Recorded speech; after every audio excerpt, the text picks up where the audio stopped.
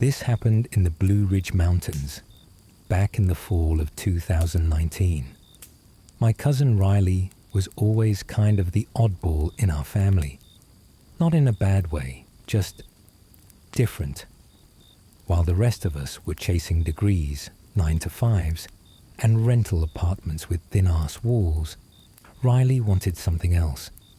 Simplicity, solitude, silence.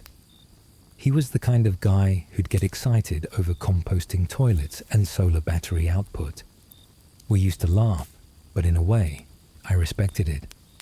He didn't just talk about getting away from the noise, he actually did it. He bought this little plot of land deep in the Blue Ridge, nothing but forest for miles. Built a tiny house from the ground up. Solar power, wood stove, rain collection, chickens, garden, whole deal. It was like one of those YouTube homesteader channels, only it was real. For the first 6 months, Riley was obsessed. He'd text us constantly with pictures of his chickens, or the fog rolling over the trees at dawn, or his ridiculous vegetable haul. And man, the way he smiled in those photos. Like he'd figured it all out, but then he stopped texting so much. Said he was getting into the rhythm of the woods. Last thing I got from him was a photo of a mason jar full of something green and suspicious looking, captioned, "Homemade nettle tea, surprisingly not awful." That was maybe 2 weeks before the phone call. It was late, maybe close to midnight. My phone buzzed and it was Riley. I answered thinking it was a pocket dial, but the second I said his name, he just whispered back, "Something's knocking." I said, "What?" He was whispering now, terrified. "It's not asking to come in. It's knocking back." I didn't know what the hell he meant, but I asked him to explain. He said 3 nights ago, he was lying in bed, dozing off, when he heard 3 knocks on the wall behind his head. Just a soft tap, tap, tap. He figured it was a branch or maybe some animal. The forest gets noisy, so he knocked back. 3 taps, just messing around. A few seconds later, tap, tap, tap. Same rhythm, same exact spacing between knocks, almost mocking. He got up, checked outside, saw nothing, tried to brush it off. But the next night, same thing. 3 knocks, and when he didn't knock back, the house shook. He said it was like someone took a sledgehammer to every wall all at once. No warning, no let up, just boom, boom, boom from every direction. Then silence.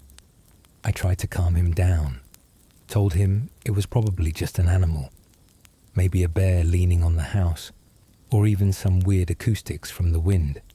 But he said, "No, man. No, it's waiting. I knocked first, and now it's playing with me." We stayed on the phone for maybe an hour. He kept the lights off the whole time, said it seemed calmer when he pretended to sleep.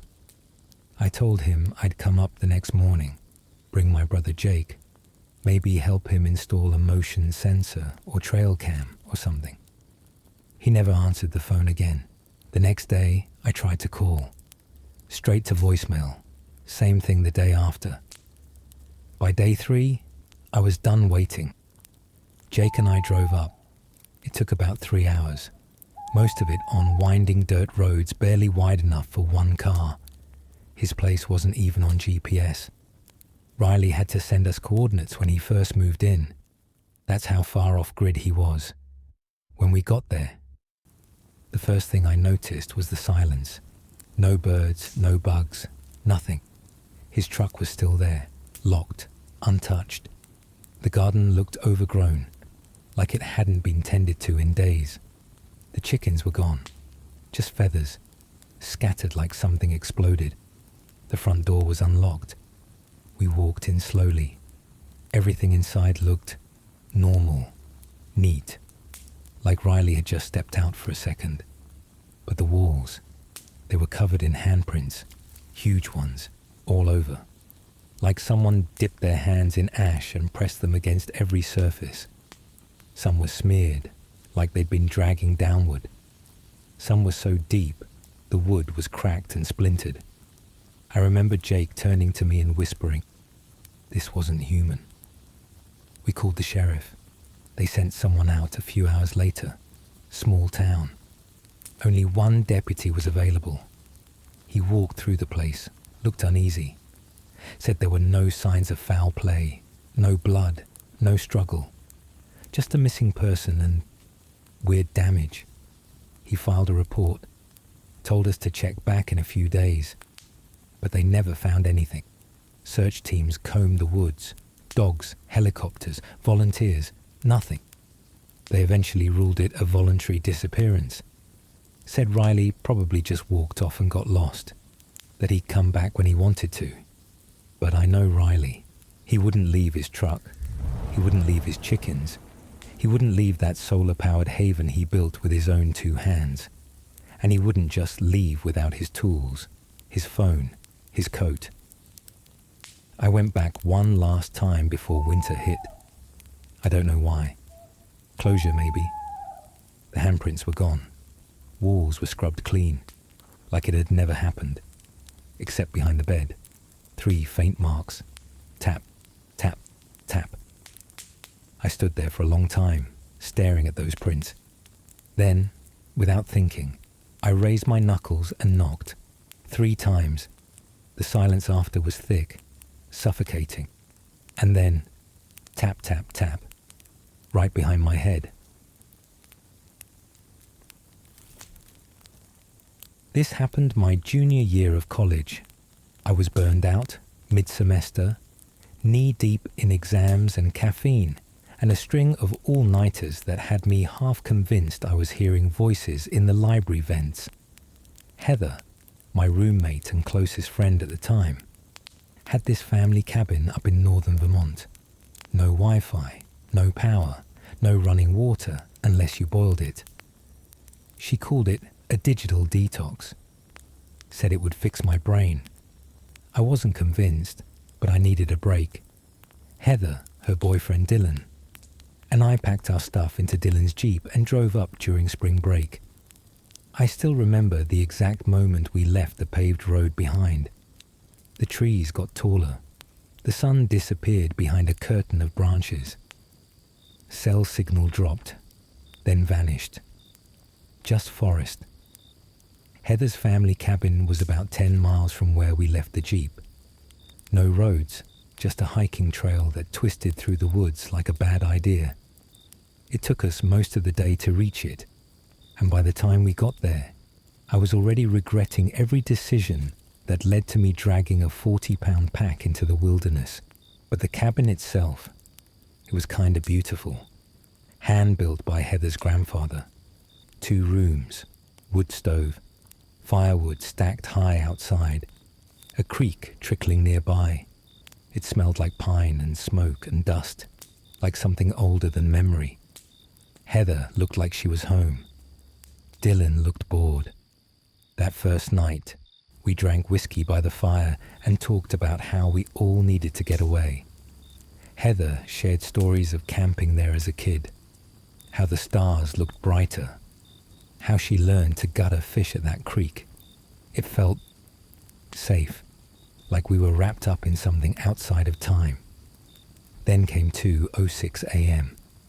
I remember because I had trouble sleeping. The whiskey buzz had faded and the silence was too loud. No cars, no humming electronics, just creaking wood and wind. I was staring at the dark ceiling when I heard it, a scream, high-pitched, feminine, full of agony. It sounded like someone was being torn apart. I sat bolt upright. Heather and Dylan were already up. Dylan grabbed the flashlight, and we crept to the front window. We heard it again, screaming. But it was bouncing, not from one place. It was like the forest itself was throwing it back and forth, like dozens of echoes ping-ponging between trees. It made my skin crawl. Heather whispered, "That's not an animal."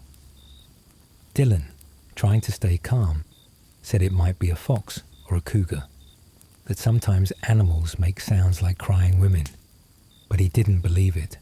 I could see it in his face. We all knew something was off. We stayed up the rest of the night, too scared to sleep, but the screams didn't come back. The next morning, Heather was the first one out the door. She stopped short. "Guys?" We came out to find her standing in front of the door frame. There were claw marks on the wood, long, deep, perfectly vertical. But here's the thing. They were over 7 feet high, too high for a bear, and the spacing was wrong. They were too narrow, almost like fingers, but too long to be human. Heather just stared at it. Dylan started pacing. I took pictures with my analog camera. I wanted proof, because some part of me already knew no one would believe this. We argued about leaving. Dylan said we should hike out now. Heather insisted it was just some old damage they hadn't noticed. Maybe from years ago. Maybe weather. So we stayed. That was the mistake. That night was colder. The wind screamed through the trees like a warning. We built a bigger fire. All sat closer, didn't drink as much. Then, around midnight, we heard something. Not a scream, a laugh. It was low, raspy, drawn out, coming from the woods, not far, maybe 20 feet from the cabin. It sounded wrong, like a person who had never laughed before, trying to mimic the sound. I froze. Dylan grabbed the fire poker. Heather just whispered, "No, no, no, no." The laugh repeated. Then again, closer. We put out the fire, sat in darkness, back to back to back. Every time the wind picked up, I flinched. At one point, we heard footsteps on the porch, slow, deliberate. Something was sniffing the doorframe. Then, 3 knocks, just like that. Tap, tap, tap. We held our breath. Dylan mouthed, "Don't move." Then silence. We waited until dawn. No one slept. When the sun rose, the woods looked normal again. Birds chirping, blue sky. We didn't speak. We packed our stuff, threw water on the fire pit, and began the 10-mile hike back to the Jeep. Not one of us said a single word on the way back. When we got to the Jeep, Heather turned around and looked back toward the trees. I asked her if she was okay. She said it wanted to see which one of us would scream next. I haven't seen Heather in a few years. We drifted apart after graduation. Last I heard, her dad sold the cabin, said it wasn't safe up there anymore. He didn't say why, but I think I already know. Winters up here are different. I don't just mean the cold, I mean the quiet, the kind that gets under your skin. You stop hearing birds, stop hearing wind. Even the trees seem to hush themselves. Northern Canada has a silence that presses against your chest like weight. My wife and I built our solar cabin about an hour from the nearest town. No roads, no power lines, just us, a few dogs, and the rhythm of seasons. We thought we knew what we were getting into. We prepped, spent months stockpiling wood, food, propane, dug our well, laid our solar panels, reinforced the roof for snow. We'd both grown up in the region, so we figured we could handle it, and we could, until the stranger came. It was late January, coldest week of the year. Nights dropped to -40. Even the dogs slept indoors, which they hated, but their howls were worse. That afternoon, a storm had rolled in. Thick grey sky, snow falling sideways. Visibility maybe 30 feet. We stayed inside, stove blazing, playing cards by candlelight. That was when we heard the knock, not frantic, just a dull, steady tapping on the door. My wife looked at me. We weren't expecting anyone. Hell, no one even knew where we lived exactly. We didn't advertise. I grabbed the rifle and opened the door. He was standing there, alone, in the snow, tall, maybe 6'4", wearing a long grey coat and leather gloves. Snow clung to his shoulders, but not much, like he'd only just stepped out.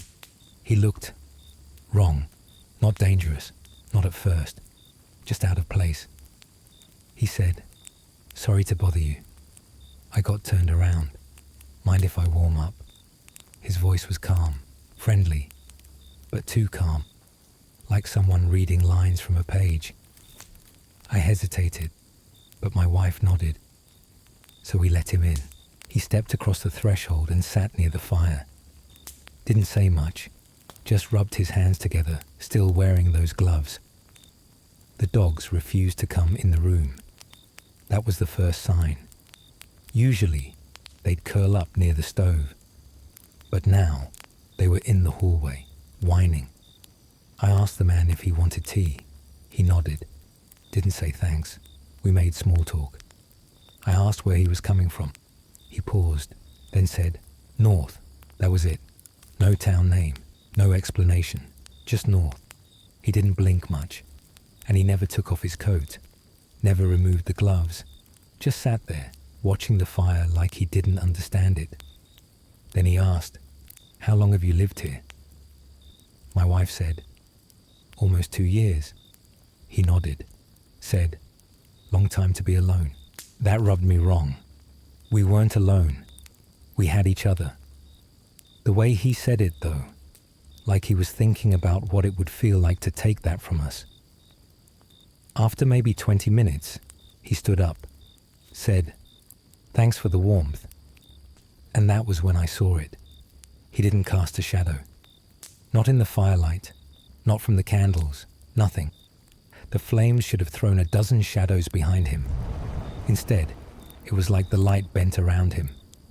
I said, "Hey, you're not casting a shadow." He turned and smiled. "Oh," he said, "you noticed." Then he opened the door and stepped out. But there were no footprints. None. Just smooth, undisturbed snow. He walked into the woods. We watched for as long as we could see, but he didn't fade into the trees like a person should. He just vanished. That night, the dogs wouldn't come inside at all. They growled at the door, wouldn't go near the windows. We stayed up, rifles ready. Every creak in the walls made my heart lurch. At one point, I went to check our supplies. The firewood? Gone. The neat stacks out back were missing. So was half our food, just vanished.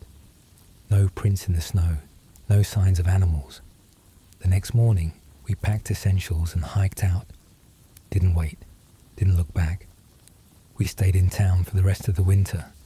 I went back once in spring, alone. The cabin was untouched, except for one thing. On the wood stove, someone had carved a single word into the metal. "Thanks." This story didn't happen to me. It happened to my grandparents. Back in the early 1970s, they bought a 40-acre plot of land in the Pacific Northwest, completely off-grid. No power, no phone lines, no paved roads, just forest, just them. They wanted a quiet life. My grandfather had done his time in the city, worked construction, got tired of the noise, said he wanted a place where you could hear your own heartbeat. And that's what they got. He built the cabin with his own hands, cut the timber, laid the floor, chinked the logs. My grandma kept a garden, raised chickens, canned everything they didn't eat fresh. They had a wood stove, kerosene lamps, and a hand-dug well about 20 feet from the front porch. That well was everything to them. Their water, their cooling, their cleaning. It was only about 15 feet deep, and for the most part, it served them just fine. Until that one summer, my grandfather noticed the water was running low. It hadn't rained much, and he figured deepening the well would help them get through the rest of the season. He didn't think much of it. He was a builder, a digger. It was just another job. He made a plan to go down with a pickaxe and shovel, lower himself on a rope, and dig deeper. My grandma didn't like it, said the whole thing gave her a bad feeling. But he insisted. That morning was warm. Birds were singing. The air smelled like pine and dry earth. Grandma tied the rope around the big cedar near the well, then helped lower him down. He carried a small lantern, his tools clipped to his belt. He'd only been down there 10 minutes when everything changed. She said it started with the quiet. No more birds, no wind, just nothing. Then she heard him stop digging. She called down, "You okay?" He didn't answer. She moved closer to the edge and called again. Still no response. Then finally, his voice floated up, low and strained. "Do you hear that?" She didn't. Not at first. Then she leaned in, and she heard it, breathing. Not an echo. Not wind. Slow. Deep. Labored. Like someone down there with him. Only he was the only one in the well. She said it chilled her all the way down to her spine. He whispered, "It's not me." Then the rope moved. Not just a shift. It jerked. Hard. So hard that she nearly lost her grip and tumbled forward. She caught herself and tried to pull, but the rope resisted. It started to coil, twist. She said it looked alive, like a snake, writhing on its own. She screamed his name, pulled with everything she had. Nothing. Then, just as suddenly, the tension snapped. The rope went slack. She fell backward and scrambled to her feet, heart pounding. She looked into the well, expecting the worst. And there he was, crawling out, covered in dirt, eyes wide, pale as ash. He didn't speak for a full minute. Then he said, "There's something else down there, something waiting." He never described what he saw, never spoke about it again. They sealed the well that evening, boarded it over, nailed it shut, and piled stones on top. My grandfather even carved a symbol into the boards. I never found out what it meant. That night, they didn't sleep. Said they kept hearing scratching beneath the floorboards, like it was moving under the house.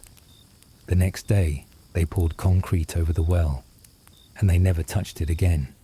They stayed on that land for another 15 years, but they never drank from the well again. Hauled water from the creek after that, even in winter. When they finally sold the place in the 90s, they told the new owner not to mess with the well. Said it was sealed for a reason, but people don't listen. 2 weeks after closing, the new owner brought in a crew. Said he wanted to unseal it. Thought he could deepen it, save money. He disappeared, no sign of struggle. Tools were left behind, truck still parked. The concrete had been cracked open, but not fully removed. They sent in search teams, dogs, helicopters. Nothing. Then one night, a neighbor swore he heard something coming from that well. Not a scream, not a shout. Breathing. Slow, deep, labored.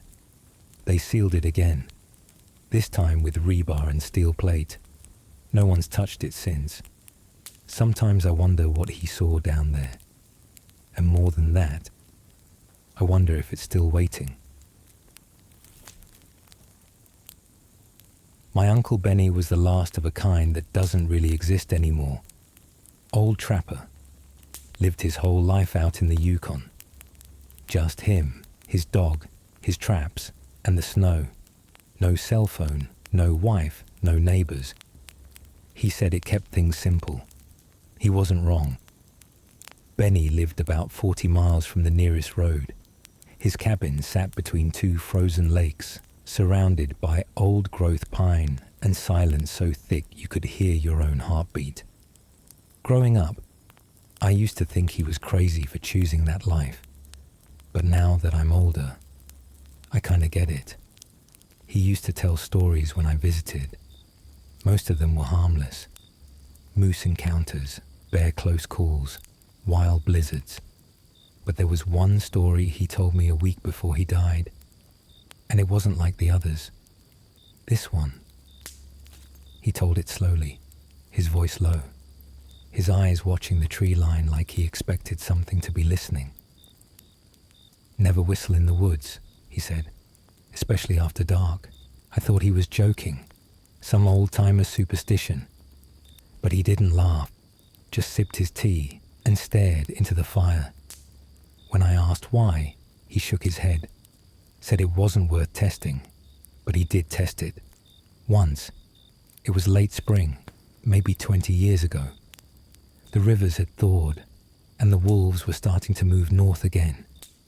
Benny had spent the day resetting traps and checking bait lines. Got back just before sundown, poured himself some whiskey, built a fire. He was feeling good, tipsy, lonely. And that's when he did it, whistled. Just a little tune. Something from childhood, he said. A lullaby, maybe. 4 notes, repeating, soft and slow. He said it felt dumb the second he did it, like breaking an unspoken law. But he laughed it off until he heard it, whistling. Same tune, note for note, coming from the trees. It wasn't an echo. It didn't bounce back. It came from deep in the forest, from far away, then again, closer. He said his blood ran cold. That's the phrase he used. "I've been face to face with a starving bear," he told me, and this scared me more. He backed away from the porch, locked the door, loaded his shotgun, and sat by the fire.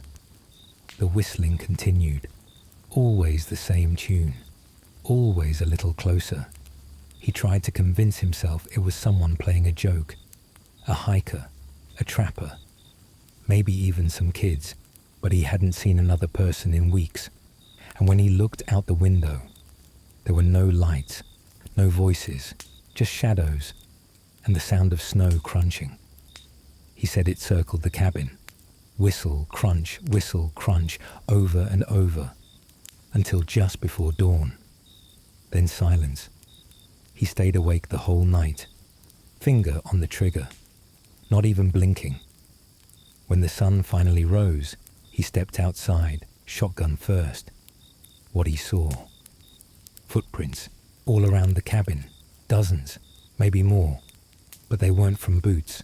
They were bare feet, human, wide-spaced, no shoes, no socks, just skin. He followed them a few feet. They led off into the woods, then just stopped. No turnaround, no trail, just vanished in the snow like they'd never been there. He said the air felt heavy, like the forest itself was watching. That night, he boarded up his windows, hung garlic on the door, burned sage, didn't sleep for days, and he never whistled again, not once. Even in his final years, when dementia had set in and he forgot where he kept his own boots, he still remembered that rule. Never whistle in the woods, especially after dark. I asked around after he passed. Talked to some of the old-timers at the supply store. Most of them laughed when I brought it up, but one guy, a Cree elder named Jonah, pulled me aside. Told me there were old stories about spirits that mimic sound. Said they hear your voice and wear it like a mask. Said the whistle isn't just a tune. It's an invitation, a way to let them know where you are. I asked what happens if you whistle and no one answers. He just shook his head. They always answer. You ever chase a dream so hard you convince yourself you're happy when you finally catch it? That was us. Me and my boyfriend, Sam. We bought this yurt out in New Mexico, middle of nowhere. Nearest neighbor was 3 miles away. Dirt roads, no streetlights, no service, just open land and sky. We were trying to live that off-grid, back-to-nature kind of life. Hashtag van life, hashtag sustainable, solar panels, compost toilet, rainwater catch, the works. It was all going fine for the first couple of months, waking up with the sun, cooking over a fire, reading actual books. We had 6 panels set up behind the yurt, mounted on metal frames and chained down. Overkill, I thought. But Sam said it was important, just in case of storms or coyotes. Then one morning, I stepped out with my coffee and noticed something. We were down to 5. One of the solar panels was just gone. No scratch marks, no drag lines, no broken chain. Just gone. I called Sam. He thought I was joking. Came out, stared at the empty space, then started pacing. We checked the area. Nothing. No prints. No tracks. Just hard-packed dirt and a piece of chain, snapped clean like twine. We figured maybe it was a thief. Someone out here just as off-grid, only with worse intentions. So that night, we set up a trail cam. A basic motion-activated one. Mounted it on the post near the panels. We both slept like garbage, half expecting to hear something. But the night passed quiet. Next morning, we were down to 4. Sam ran out barefoot, cursing. Check the wires, check the mount. Same thing. Gone. No sign of struggle. Nothing moved. The chain was just sitting there, like it had been unwrapped. We ran back in and checked the trail cam. The footage is still burned into my head. At 3:13 a.m., something walked into view. Tall. Real tall. Maybe 7 feet. Thin, like it hadn't eaten in weeks. Pale skin. Almost glowing. Its eyes. That's what got me. They shimmered like cat eyes, but not yellow. White. No pupils. Just glowing orbs that caught the light like mirrors. It didn't stumble. Didn't creep. Just walked right up, leaned down, and picked up the panel. Like it weighed nothing. Didn't even disconnect anything. The wires just slipped out like they were never connected.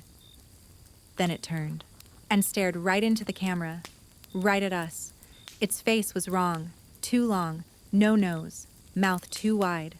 And the way it moved, it wasn't natural. It didn't blink, didn't shift, just stared, then static. The footage cut out. We sat there frozen. Sam kept rewinding, replaying. Same thing. 3:13 a.m. every time. We didn't talk much that day, just kept checking the clock. When night came, we bolted the door, brought the rest of the panels inside, slept with knives on the floor. Not that it would have mattered. Next morning, the door was still locked. Nothing broken.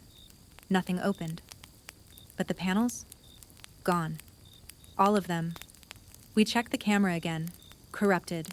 Just static. No footage. No timestamp. Sam wanted to stay. Set up more cameras. Try to catch it again. But me? I was already packing.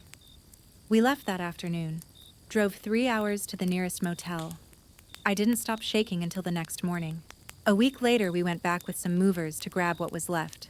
The yurt had been slashed open, from the top down, like something with claws had peeled it like fruit. The inside was untouched, just hollow. We didn't stay long. I don't know what it was, and I don't care. Skinwalker, Bigfoot, government experiment, demon. Take your pick.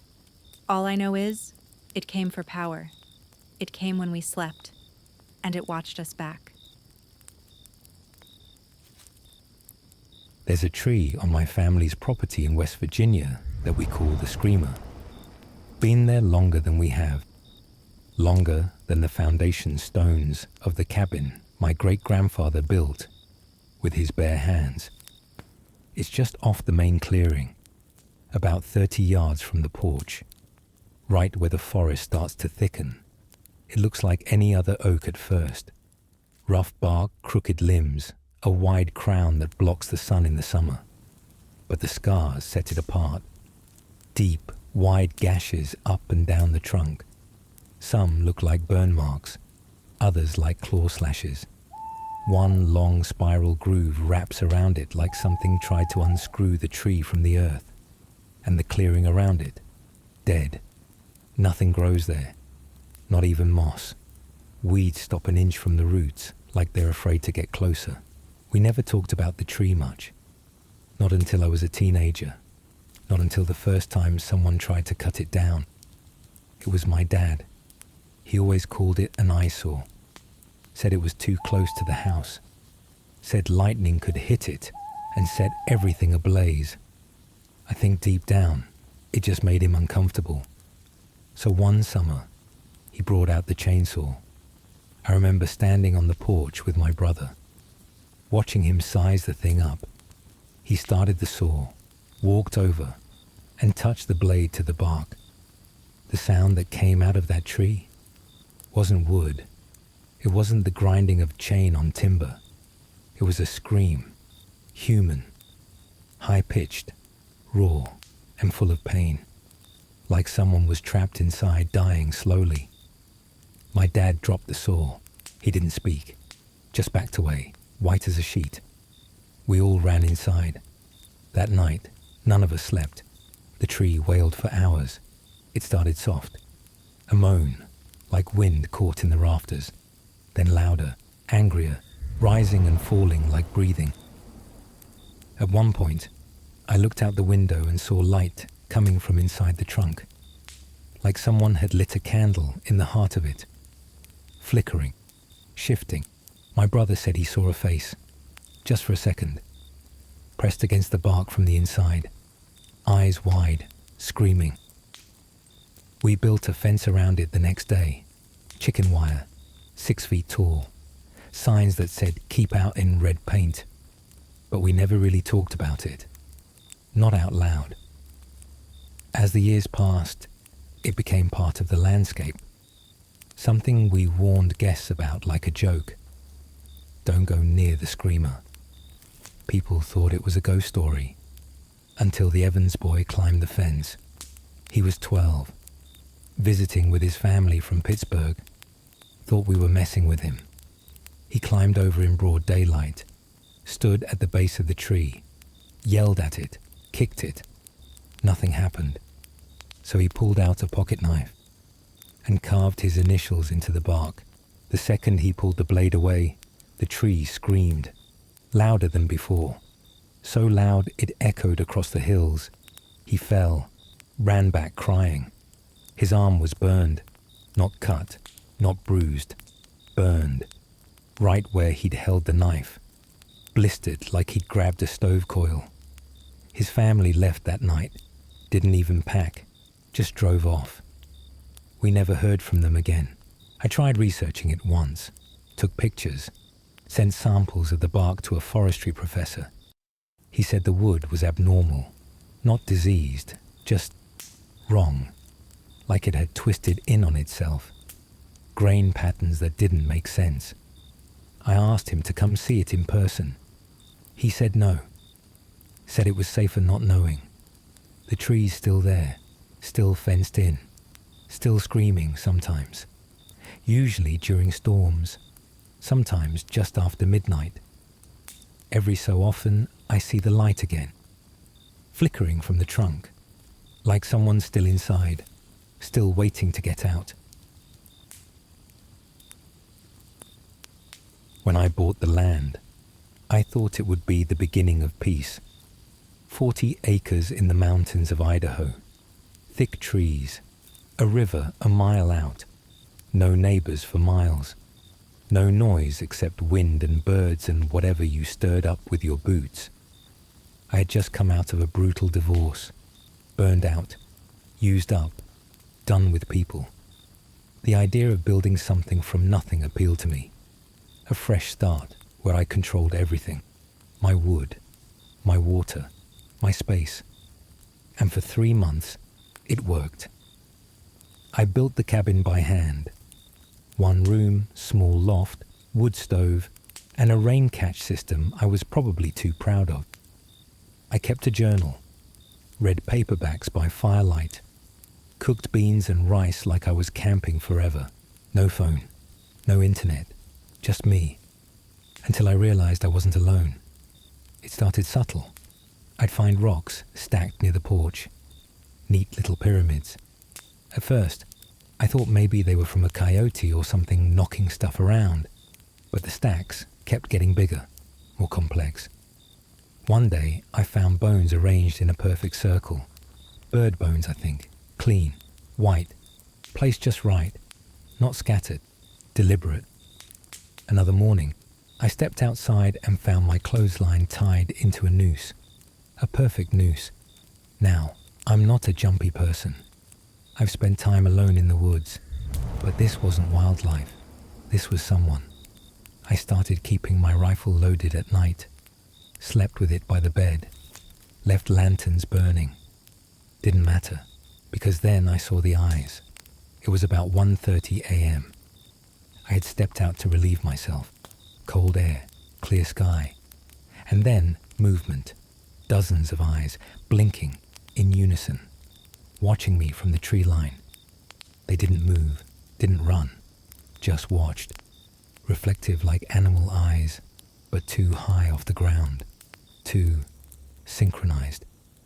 I backed inside, locked the door, sat up the rest of the night with my back to the wall. In the morning, I tried to leave.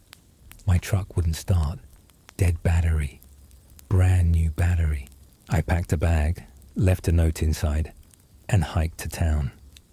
Took me a day and a half. I stayed with a friend for a week.